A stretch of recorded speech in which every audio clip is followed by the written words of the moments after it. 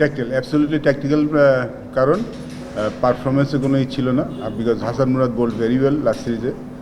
But looking at the Pakistan team, যেখানে আমরা দেখেছি এখানে লেফট হ্যান্ডি ব্যাটসম্যানদের আধিক্য একটু বেশি টপারের। সো উই থট দ্যাট যে হাসান মুরাদ থেকে Naim Hasan, who is also in good form, সে কিন্তু যখন বাদ পড়েছিল ফর্মের কারণে বাদ পড়েনি, সে কিন্তু ট্যাকটিক্যাল ডিসিশনের টিমে আসেনি। সো ট্যাকটিক্যাল ডিসিশন ডেফিনেটলি না, Hasan Mahmud not available for this test series. আমাদের যে মানে ফিজার থেকে যে রিপোর্টটা পেয়েছি, ওকে এই 2 টেস্ট সিরিজে তো আমরা বিবেচনা করতে পারবো না, বিকজ হি ইজ রিকভারিং। ওর যেই ইঞ্জুরিটা, হি স্টার্টেড বোলিং বাট এখন 100% বোলিং করছে না। না, রিসেন্টলি আবার যে রিপোর্ট পেলাম যে ও 100% রিকভার করেনি এখনও, 70%। তো ওর যে ওয়ার্কলোডটা ম্যানেজমেন্ট সেটা করে সব কিছু ইভ্যালুয়েট করে দেখেছে এই সিরিজ জন্য ও ফিট হতে পারবে না। সো এর মধ্যে আমরাও চাইবো যে একটু, যেহেতু ইঞ্জুরিতে ফিরে এসছে, একটু খেলা খেলুক, 2-1টা ম্যাচ খেলুক, কারণ টেস্ট ম্যাচ তো এটা তো আসলে একদম পুরোপুরি ফিট নিলে রিস্ক নেওয়া যায় না। Basically he is not available for selection. Bashundhara tissue অশুদ্ধতার বিরুদ্ধে এক বিন্দুও ছাড় নয়।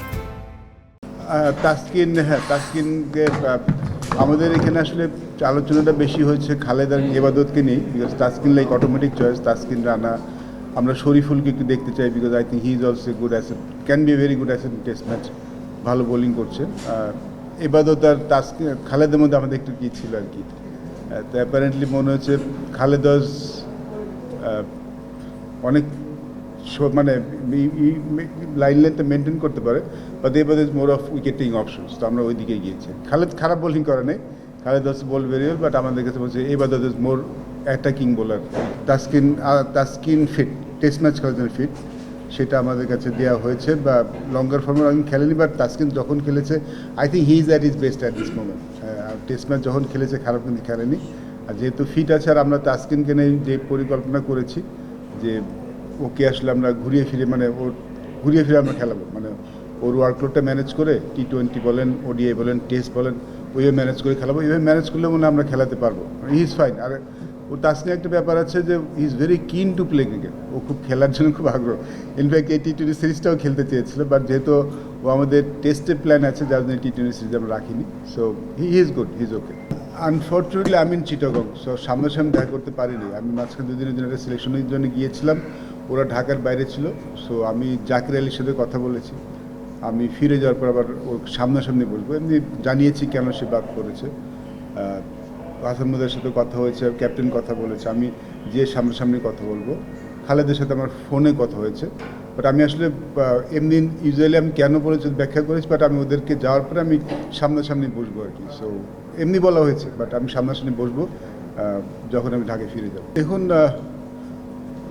অমিত দলে এসেছে যে ব্যাকআপ উইকেট কিপার হিসেবে, কারণ এখানে উইকেট কিপার যিনি আছেন লিটন, আর একটা ব্যাকআপ উইকেট কিপার তো টেস্টে এখন লাগে, মানে যে কোনো ফর্মেটে লাগে। সো ও ব্যাকআপ উইকেট কিপার অপশন হিসেবে এসেছে, প্রথম জিনিস। সেকেন্ড জিনিস হচ্ছে হলো ইজ এ কনসিস্টেন্ট পারফর্মার।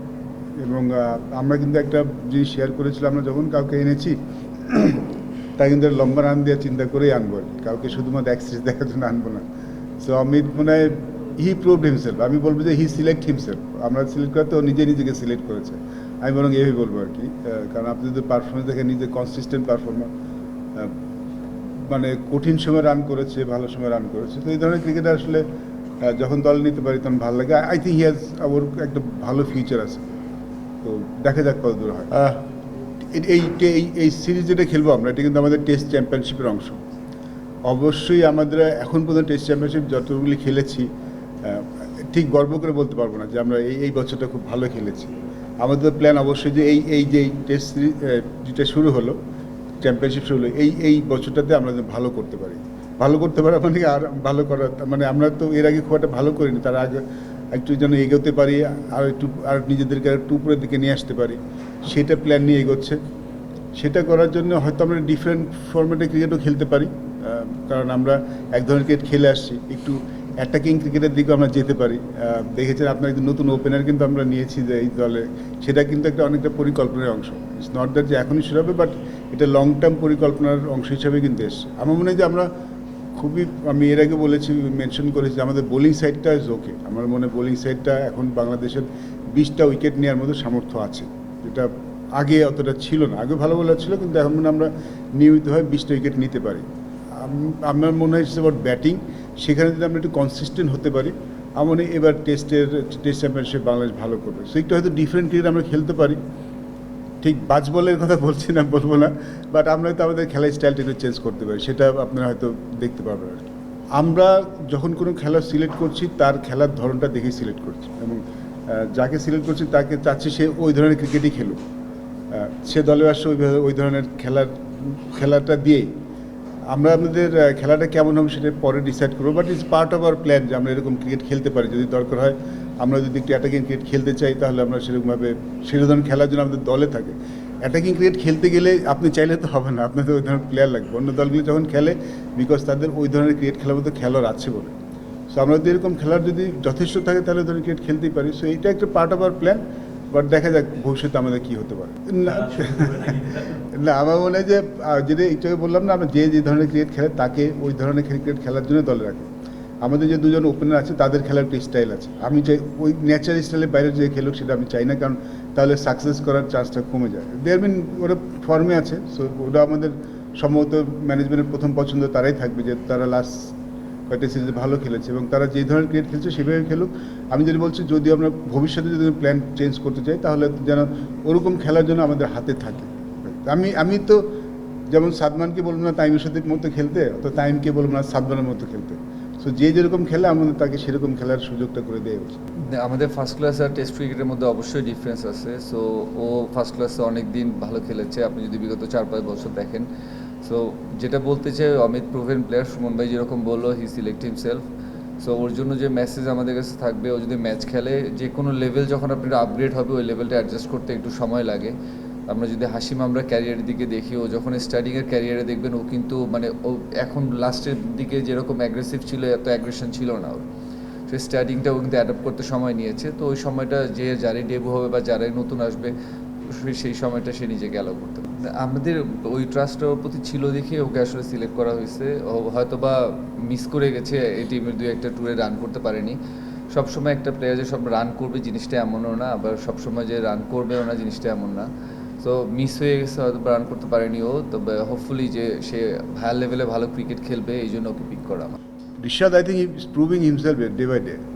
এখন যদি রিশাদকে যখন একদম প্রথম দেখেছি আর এখন দেখছি, বোলিং স্টাইলের মধ্যে কিন্তু অনেক ডিফারেন্স। এখন কিন্তু রিশাদ অনেক টার্ন করতে পারে, এবং নাইম আমি ফার্স্ট ক্লাস ক্লাব গত বছর আসলে অতটা দেখার সুযোগ হয়নি। ও দেখেছে, ইজ বিন মানে খুব কয়েকটা ম্যাচ নাকি ওরকে মানে ম্যাচ উইনিং বোলিংও করেছে আর কি। So I think he is ready Rishad test ম্যাচের জন্য। সো ভবিষ্যতে যদি আমরা এরকম প্ল্যান তো অবশ্যই আছে ওকে নিয়ে, হয়তো আমরা সামনে হয়তো দেখতে পারেন আমাদের, কারণ এই বছর অনেক টেস্ট ম্যাচে ভিন্ন ভিন্ন জায়গায় টেস্ট আছে, তো কন্ডিশন হিসেবে আমরা ওরকম চেঞ্জ করতে পারি। সো চিন্তা ভাবনা আছে ডেফিনেটলি। 4টা সিম বোলার তো আমরা এখন সবসময় রাখবোই, কারণ মোস্টলি আমরা তো, আপনি যদি আমাদের বাংলাদেশের বোলিং দেখেন, আমরা ইউজুয়ালি 3টা সিম বোলার খেলাই। তো যদি আমরা কিন্তু এখন যদি কন্ডিশন দেখেন, কন্ডিশন কিন্তু চেঞ্জ হচ্ছে। সো আমরা ওই পার্টিকুলার টাইমে কন্ডিশন কেমন থাকে আমরা এখনও শিওর না, যার জন্য কিন্তু আমরা স্পিনারও 3টা নিয়েছি। মানে এখনও কিন্তু আমরা স্ট্র্যাটেজি গেম প্ল্যান আমরা ঠিক করতে পারিনি যে পাকিস্তানের সাথে কেমন হবে। একটা তো ভালো দিক আছে যে আমরা ফাস্ট বোলিং উইকেট বানালেও আমাদের ফাস্ট বোলার ভালো আছে। আবার যদি ওরকম হয় যে কন্ডিশনের কারণে আমরা রাখতে পারছি না উইকেট, আপনি দেখেছেন যে উইকেট কিন্তু ডেটোরেট করে যায়, মানে আমরা যত উইকেটেই ডেটোরেট করেছি, কারণ আমরা একটু বসতে হবে যে 5 দিন আসলে উইকেটটা কেমন থাকবে। আপনি গরমের জন্যে উইকেটটা কিন্তু সেকেন্ডের পরে ভাঙা শুরু করে, সেক্ষেত্রে আমরা স্পিনার হয়তো বেশি নিয়েই খেলতে পারি। সো যার জন্য 2টার দিকে রাখা হয়েছে। এখন দেখা যাক যে ওই সময়টা কন্ডিশন কেমন থাকে, উইকেটটা কেমন আমরা পেতে পারি, যার জন্য ব্যালেন্সটা রাখা হচ্ছে দুদিকে, পেস এবং স্পিন দুটোতে। ঘরোয়া ক্রিকেটের অনেকেই বলে না ঘরোয়া ক্রিকেটের মান খারাপ, আমাদের ঘরোয়া ক্রিকেটের মান কিন্তু অতটা খারাপ না, এবং উইকেট কিন্তু অনেক ইমপ্রুভ করেছে লাস্ট 3 বছরে। এখন কিন্তু উইকেট খুব স্পোর্টিং উইকেটে খেলা হয়, এখন কিন্তু রান করাটা সহজ নয়, মানে বোলারও কিন্তু ভালো বোলিং করেন। সো আমার মনে হয় মানটা কিন্তু একটু বেড়েছে, ক্লোজ টু ইন্টারন্যাশনালের মতো না হলেও খুব বেশি ডিফারেন্সটা কিন্তু কমেছে, কিন্তু উইকেট ভালো হয়েছে। আর আমরা 2টি টুর্নামেন্ট খেলি, একটা NCL একটা BCL। তারপরে আসলে আমাদের অন্য ক্রিকেটও হয়, এখানে বেশি আসলে সুযোগ করে দেওয়াটা একটু ডিফিকাল্ট ঘরোয়া ক্রিকেটে। বাট আমরা যেমন জিম্বাবুয়ে আসছে, সেখানে আমরা 4 ডে ম্যাচ খেলবো। আমরা সাউথ আফ্রিকা যাচ্ছি, সেখানে 4 ডে ম্যাচ আছে। আমরা অস্ট্রেলিয়া যাচ্ছি, সেখানেও 4 ডে ম্যাচ আছে। তো আই থিঙ্ক এই বছর আমরা মোটামুটি কাভার্ড। আমাদের যারা বাইরে বসে আছে কিংবা যারা টেস্ট খেলছে তাদেরকে আমরা এই ক্রিকেটটা আমরা খেলার সুযোগটা করে দিতে পারবো। সো এই বছর মনে হয় না সমস্যা হবে, কারণ এটা আসলে ওই টিমের খেলাগুলো বেশি থাকলে হয় কি এই জিনিসটা রিকভার করতে সুবিধা হয় কিংবা সবার সুযোগটা করে দেওয়ার জন্য ভালো হয়। তো এই বছর ওই সুযোগটা আছে আমাদের। For more updates, subscribe to our YouTube channel and click on the bell icon. Follow us on Facebook and Instagram. Download T-Sports app to enjoy exciting games and highlights. Visit tsports.com.